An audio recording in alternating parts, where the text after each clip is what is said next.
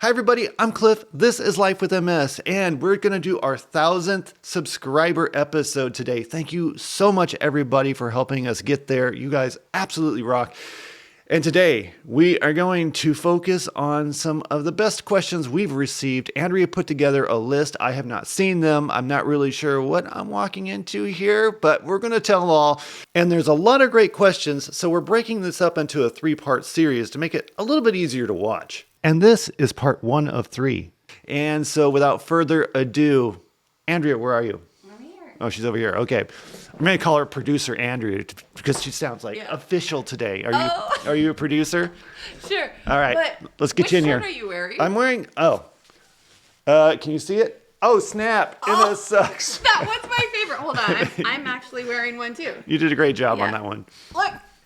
Which one is Multiple sclerosis, uglier than your holiday sweater and more expensive too. Isn't that the truth?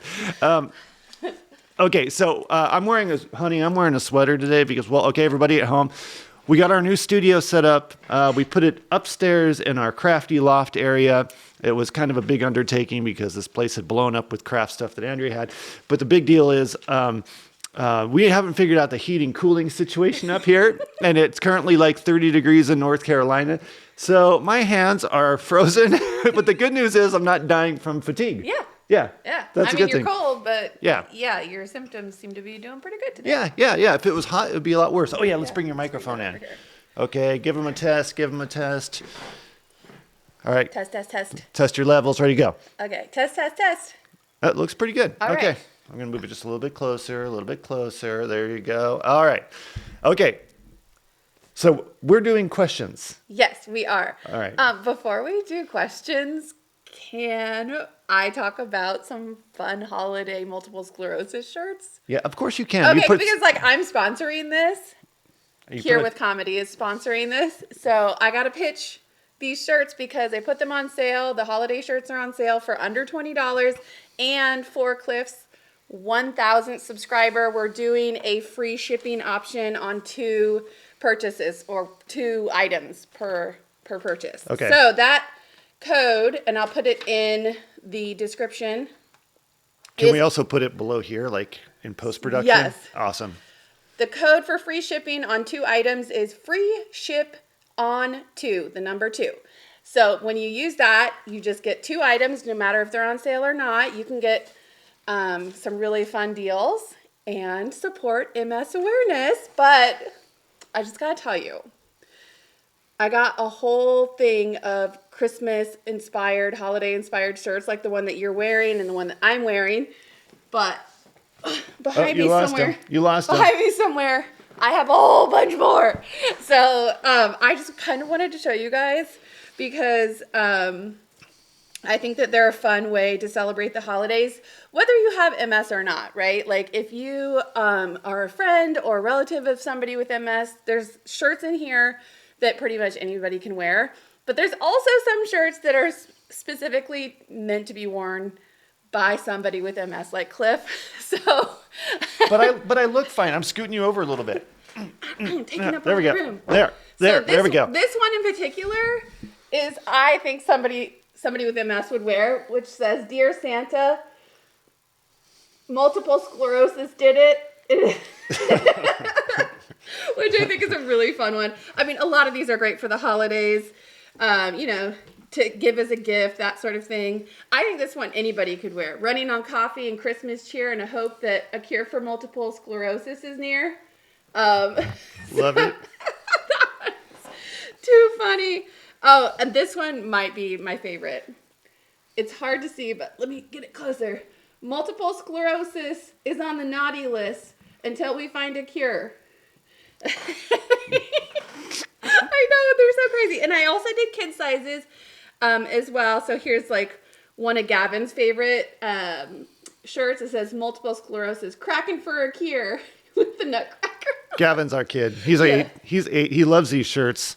And yes, he does. He wants to wear them every day, and he wants me to order more. So this one's really cute for kids and adults. But it says multiple sclerosis, shine bright for a cure. And it has Rudolph with sunglasses on it. So cute. Awesome. And So last but not least, gotta get a little frosty action in there. Multiple sclerosis, melting for a cure. And this is just a sample of all of the holiday ones that are on sale right now. So the whole holiday collection is on sale. So don't forget to go and do that. Yeah. I mean, it's one of those things like, what do you get somebody for Christmas that has MS or has a spouse that has MS? You buy them a cane. Like it's a terrible situation. Like you want to help, but you don't know how to help. And I know this because I have a lot of friends with MS, and like we just don't even like talk about MS during the holidays because we don't know what to get each other. Yeah. Well, and But also, if I had shirts, that'd be kind of fun. that would be fun. And also, wouldn't it be cute if somebody, you loved and respected showed up to like a holiday party wearing one of these shirts and like a person with MS saw it and they would feel supported, I think, and it's just like a great way to support MS. Yeah, love it. Yeah. Thank you for all the hard work on those. That's awesome. Of course, yeah. And they are designed by me. I do everything myself. So yeah, definitely a fun labor of love. She doesn't do all the stuff herself. I make lunch sometimes. Lunch, like a power smoothie. Yes. I put stuff in a smoothie. I grind it up, and then but of course that's wearing out because it's winter, and you don't want a smoothie when it's 30 degrees. Okay, soup. Anyway. All right, here we go. Okay, so I have gone through and gathered the top questions that people ask in your comments or email into us. Okay. And some of them get a little personal. So, But you know me, we're open books. I'm yes. okay with that. Yes. Okay, so the first one that we have is, if you could erase just one symptom of MS, what would it be? And Andrea has to answer this question too. Okay. Ooh, one symptom. One symptom. Okay, I'm going first. That's Thank you hard. for that question. And the first symptom, I would have to say the most annoying ever-present symptom, and I think most people would agree with this, it's got to be the fatigue. Drives me freaking up the wall. There's so much I want to do all day long, and there's so much I just can't do after like noon. Mm-hmm. Like we had to plan to do this episode this morning. I had to drink a bunch of caffeine because I woke up just feeling like crap. And I don't want to take my Adderall because I can't sleep at night because of the spasms, because it's cold. So I've been off that for a couple of days. And so I'm trying to make up for all this energy loss and the fatigue. You saw me yesterday, I had a total breakdown. I'm like, dude, this fatigue's driving me crazy because there's so much I wanted to do. And there I am laying in bed just trying to like not be a blob all day. Yeah, you get grumpy, and I totally get it. So I would also say fatigue because it just like spirals into so many other things too. Depression, anger, anxiety, like all of those things. And then which can make pain even worse too when you're so fatigued. Or it's like, did the pain cause the fatigue or did the fatigue cause the pain? And it just becomes this horrible thing. And I hate that I can only choose one. I feel like that's torture. You know what I mean? Like it's sort of torture because if you get rid of fatigue, then you're still in pain, and you still have brain fog and you still have issues with your eyesight and you like all of these things. But if I had to choose one, it would be fatigue. Right. Yeah. Got to plan the whole day around fatigue. Yeah. That just drives me nuts. Okay. So question number 2, what is the most embarrassing thing MS has done to you? And I just want to say before you start, it is not easy to embarrass this guy. He has a shield around him. I don't know what it is, but it's very hard to embarrass him. So whatever he says was a truly tragically embarrassing moment. Yes. And that shield is not really a barrier. It's just acceptance. Like everybody's got problems. I just choose to talk about them because I can't hide them.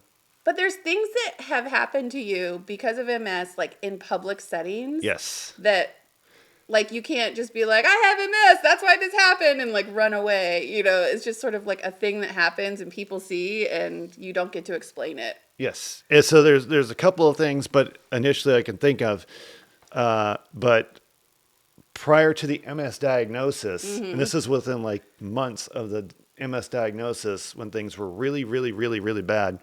And I didn't know what was going on. I think some of the more embarrassing moments, and I remember this one distinctly. And I've talked about it before in some of my other episodes. And it was peeing myself in Walmart.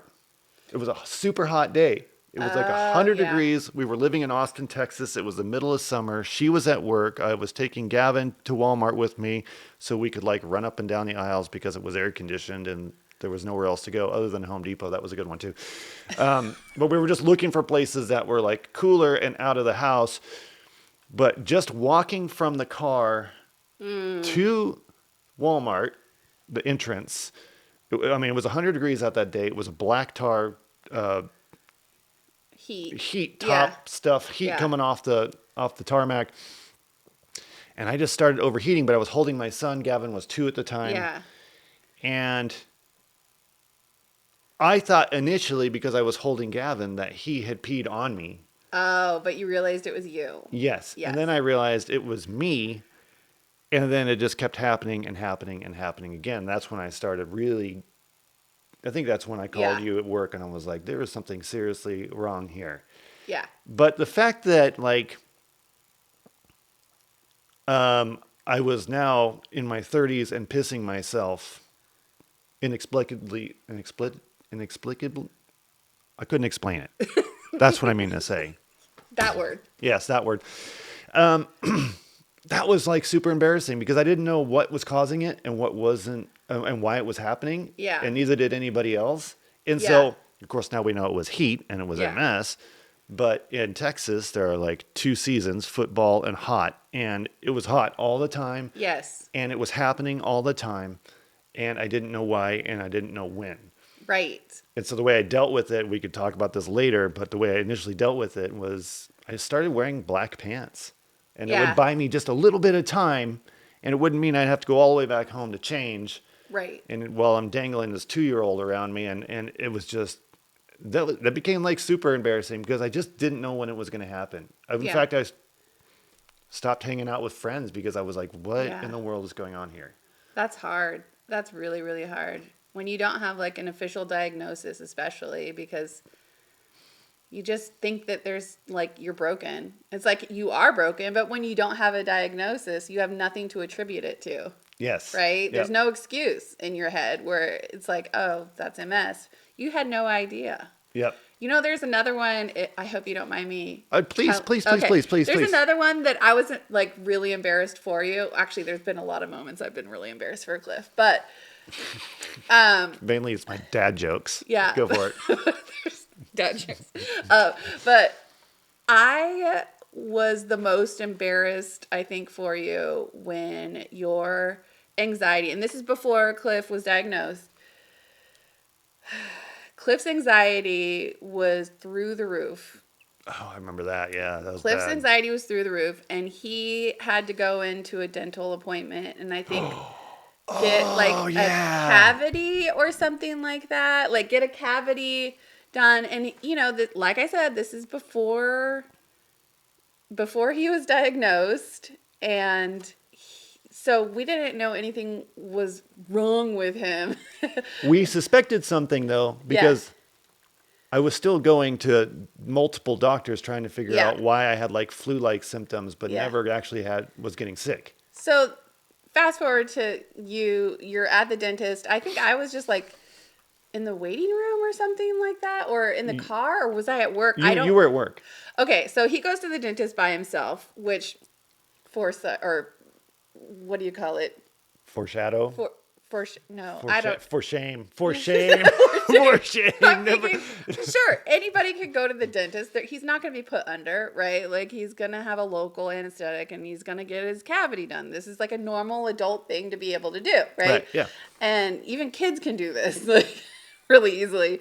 And I get this call from you and the dental office, because I'm your emergency contact, saying you need to come and get Cliff because he ran out of the dental office. I remember that one. And I don't know, you can tell me what exactly happened, but like, I think you did tell me that day, but I had to go and get you because you had so much anxiety.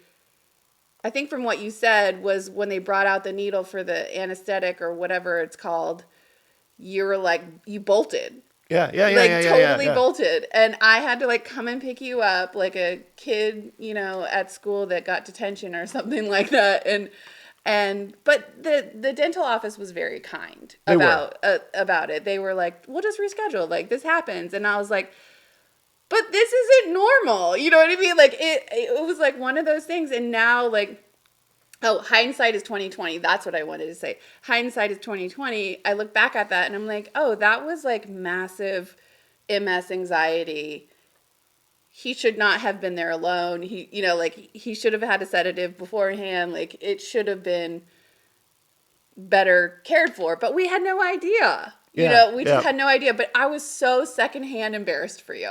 Yeah. Like, I was so embarrassed for you. And I was like, oh my gosh, I'm so sorry this happened to you. And here's the weird thing about that. Okay, I'm going to set up the situation for people, right? Okay. Right. Okay, we're living in San Diego. We don't have kids yet. We're doing whatever we want, whenever we want. The weather's amazing. The weather's amazing. Yeah. I know there's something weird going on with me, but I'm not really sure what. And because the weather's so stable, I don't have these like big Yeah. spikes in fatigue or spasms. But the thing is like, I had always had anxiety to some degree, probably more serious than other people because of the MS. And we identified that to some degree. But you know, we're down there. I'm surfing all the time. I'm riding my bike like 100 miles. I'm feeling like $1 million, Yeah. and I'm doing things most people with some sense of intelligence wouldn't do, like go out and ride big waves on huge days during storms and all that stuff, like things that would normally cause a lot of anxiety. Yeah. Something, and I'm not really a victim of anxiety whatsoever. And then I go to this dentist appointment. And I remember pulling up that morning. I felt weird that morning. I was definitely in a flare. That was when things were getting really bad.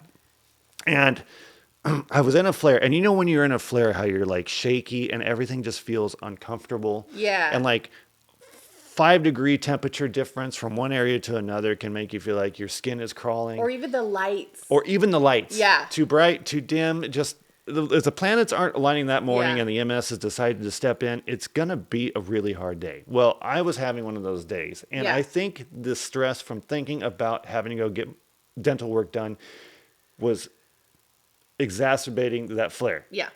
Probably caused it. I don't know. It was pre-diagnosis. Who knows? And so I pull up to this place and I go in, and everybody's really nice. The dentist is actually a former naval surgeon, dental guy, just really cool guy. And that's a big Navy community in San Diego. And everybody talks about, you know, their experience, and I love hearing the stories. And so he's talking to me and he's trying to relax me, right? Right. And I'm like, I don't know. I'm just not feeling right today. He's like, well, everybody's gets a little anxiety when they're going to get a tooth drilled or whatever, right? And I said, okay, I'll give you that. And so I'm sitting there. He says, I'll be right back in a few minutes. I got to go get the stuff to numb it up. And I'm sitting there, and I feel my heart start to race, and the lights start to kind of go dim and the whole thing. And I'm thinking I'm just going to pass out, or I don't know what's going on. And he comes back with the syringe, and it was tiny. It was and it was nothing compared to what we're used to now. Yeah. And he's like, I'm just going to numb the spot up a little bit, and we'll get this done. You'll be out of here in 10 minutes. And I'm like, oh, okay. And all he had to do was like get within like 2 feet of me with that thing.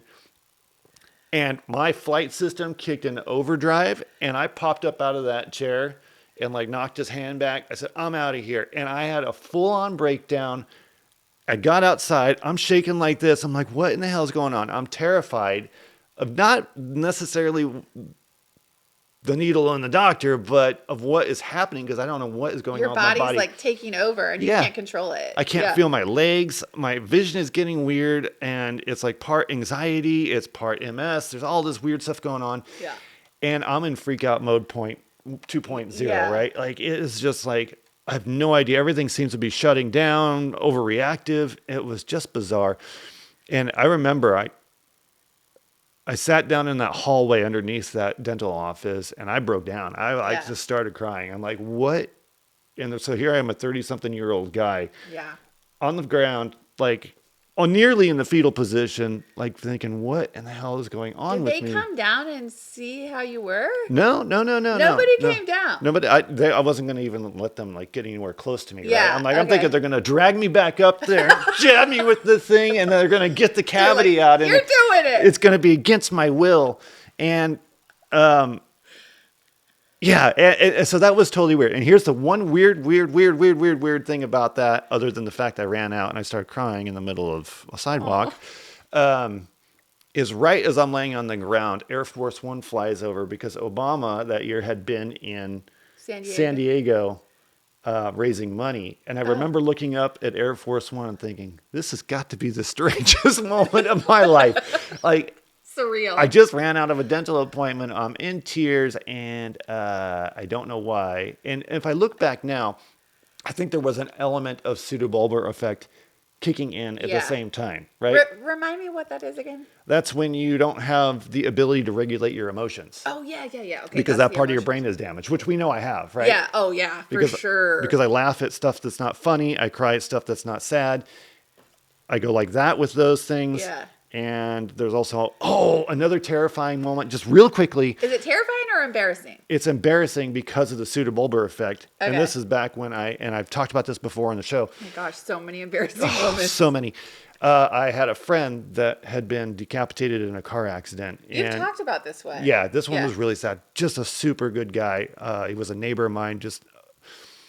I still think about him every single day because it was just a horrific accident. And at his funeral, I was there with all my friends, and we were all very, very devastated. He was a very big part of our clan, if you will. And everybody's crying and very sad, and I started laughing. Oh, no. I was so sad and this is pre-diagnosis. I was so sad on the inside, and instead of crying, I was giggling. Like, I was super stressed out. I hadn't slept in like a week because this guy had passed away. Yeah. And I didn't know what was going on. So that was really embarrassing. That's so embarrassing. And everybody said, Cliff, are you okay? Are you okay? And I'm like, yeah, I'm okay. He's dead. That was terrible. Man, that's embarrassing. So pseudobulbar. Yeah. Super fun. Okay, let's go on to let's move on. Third one. Let's see. 3. Okay. This is something that gets asked a lot in different ways in the comments. Okay, here we go. How bad is your MS? You speak so well and walk so well. So how bad really is your MS? That is a great question. And my answer to that is it depends. And that's how I think it is for a lot of people, right? Yeah. Someone just commented on a video that we put up yesterday. They said, wow, it looks like your Mavenclad's working really well for you because you seem to be getting around really well. Okay, well, that's a great comment. Thank you for that comment, by the way, and making that observation. But I think I answered your observation in the comments, and I said, well, I think it's more contributed to weather. Yeah. Because it's really nice and cool here. It was like 45 degrees when we were out walking that day. Mm-hmm. That really, really helps. And also I've been doing a lot of indoor cycling, but not overdoing it. So my legs are getting stronger. They're still wobbly, but they're stronger. But it just really depends. Like there are some days where, and I've talked about this before, I can hardly make it to the mailbox. I really have to push just to get to the mailbox, get the mail. Then there are other days that I can go out and go on a walk with you. We did a hike the other day, a short one, but it was fun. Yeah. It wasn't hot. And it just really, really depends. And that's the tricky part about this disease is like, we look fine. Yeah. But we're not. And a lot of people say, you speak really well on your videos. Well, if you notice, there are days when I have the really black rings under my eyes that I edit the hell out of the videos.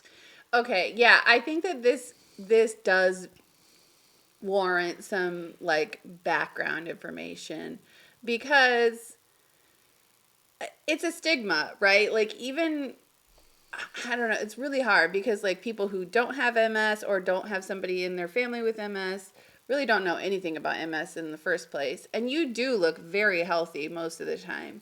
But I think that what a lot of people see on your channel is, a pretty healthy looking guy that's able to speak well. But what they're not seeing is like you taking a nap afterwards. Yeah. But also, hold up, people don't know that like you have actually been a content creator for decades. I mean, he went to school for content creations, filmmaking, that sort of thing. So like doing this setup is actually not hard for you because it's like a second nature sort of thing. It's a lot of energy expenditure. Right, but like you didn't have to learn how to do this. Right. Like if it's another person who has an autoimmune disease wanted to do something like this, they would definitely have a harder time getting up to speed with filming, with editing, with all of those things. You already have that ability, and you've had MS for a long time, but you sort of like learned all of these skills while you were doing it, which makes it look easy. And I think that's where what people don't know about you is that like you're actually a professional content creator. Like you, on top of actually being a great engineer as well, but like you make it look so easy, and that actually I think might go against you.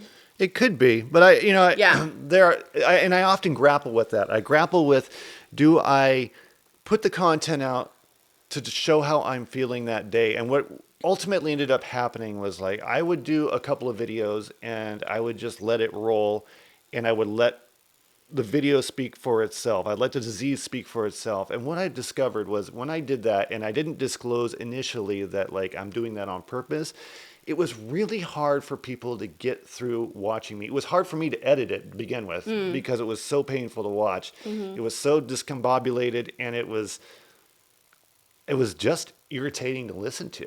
Oh. Because I'm like repeating myself. I'm saying things wrong. I'm getting the wrong words in the wrong places. I'm forgetting what I'm talking about. And for someone who's on the other end, who has MS and is listening to this conversation, I don't know if they want to be reminded about that, right? Like Right. that they might compare themselves and think, oh my gosh, is that how I sound? So there are days when I'm like, okay, like I think I call it flare up Fridays or something, where I'll get up and I'll say, today's a really bad flare day, but I'm just going to roll with it. I'm going to show you what it feels like. Yep. So you feel a little bit less alone if you're dealing with it. But then there are other days where I really want to get a point across, and I really don't want MS to get in the way while we're making that point. Important information. Like the dysphagia one. Yeah, the dysphagia one was a big deal. If you look at the dysphagia video that we shot last week, it's got a ton of edits in it because I was not feeling well while I was doing it. But it was really distracting to just let me talk through the stuff because I was kind of all over the place and I was really losing my train of thought. And so I had to edit it down because it had a much greater importance other than me just dealing with my symptoms that day in front of the camera. So I've decided that there's a two-pronged strategy here, and I think we've decided this. Yeah. There are days where it's like, I really want to get a piece of content out because I think it's really important, but I'm really feeling like crap. And so we're just going to have to edit the heck out of it. And then there are days where I'm feeling okay, and we just want to talk about stuff. Like today, I'm feeling pretty decent. Yeah, you look good too. And I mean, you're going to take a nap after this. A long one. Yeah, Yeah. a very long nap. I might even too. No, it's hard for me because I want to be like the open book, but like we just can't show our whole lives. Like nobody wants to see our whole lives, right? They don't want to see everything about us.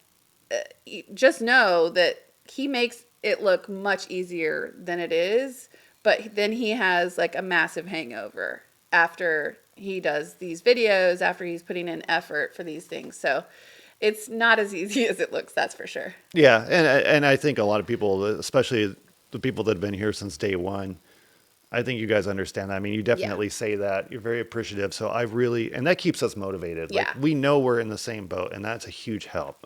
So thank you for being here and don't forget to like and subscribe if you haven't already. she's almost the promoter. I love that. That's awesome. Okay, so mentioning the whole people don't really get to see how tired you are, which he's looking very tired right now. I think it's time to wrap this segment up, and we'll do the rest of it later. We're going to start that one off. Part 2? Yeah, part Okay. 2, and we're going to have a part 3 because it doesn't look like you can handle doing this all in one sitting. It's a bit much. Yeah, so the next one we're going to start off with a great question. What conditions were you misdiagnosed with before you finally found out it was MS? Oh, that's a good one. That's a good one. So we'll see Tasty. you on the flip Part 2. side. Yep, part 2, probably down below. Linked below. Yeah. Linked below.